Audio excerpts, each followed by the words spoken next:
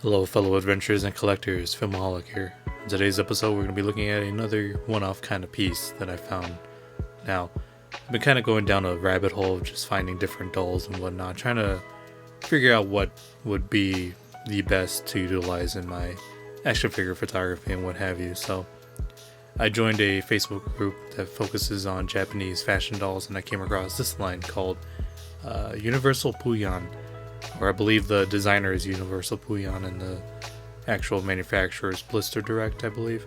Not entirely sure. Not a lot of information out there that's in English. So yeah, I was fortunate enough to pick up this figure, and I do know that this is like a subset or a subline in their releases. I know they have different releases depending on which version you get, but this happens to be from Here Comes the Maid line. I'm not entirely sure if that's like a series or what have you, but yeah, I was intrigued by the body design of this because I think it was very unique, and if it was done perfectly it probably would have been the best doll body that I've seen, but we'll get there when we get there. But as you can see here's the doll in the package and a lot of the interchangeable pieces that she comes with. So I again mainly focus on the photography of it. I really do like the design of it. I think it would fit very well with the Takara G.I. Joe that I have. So yeah, definitely a unique look compared to some of the other fashion dolls you may see here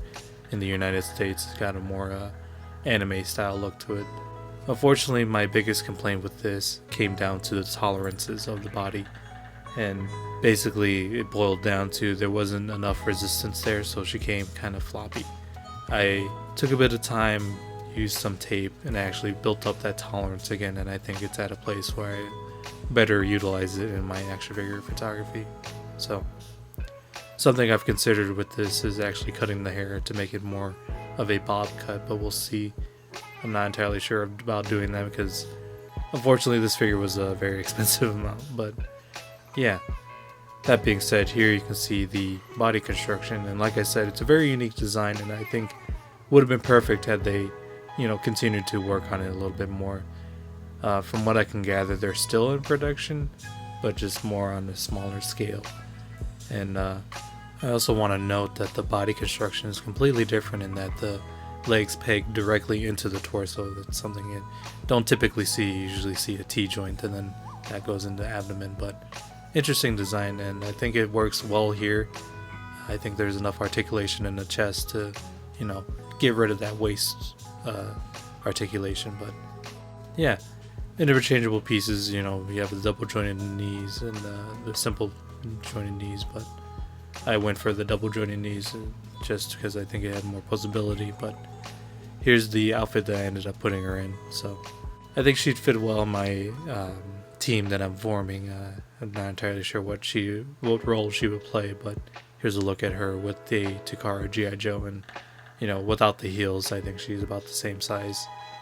Her head's a little bit bigger, but not everyone has the same shaped head. So yeah, definitely a cool figure. And again, going down to the body tolerances, if that was tweaked a little bit more and they continued production, I think they would have had something on their hands. I know they also released different sizes of bodies as well, and I don't know, it just seems like they kind of disappeared. I'm not entirely sure if this was something that they saw as a failed venture, but if they really continued with it, I think they would have had something on their hands, because the interchangeability of it allowed for, if things broke, you can repair it or what have you, but just the customizability of it just was there. But unfortunately, from what I can gather, there's nothing really new on the market or coming around the corner, so I'll leave a link to their website down below and the little information they have there. So with that said, I thank you all for watching,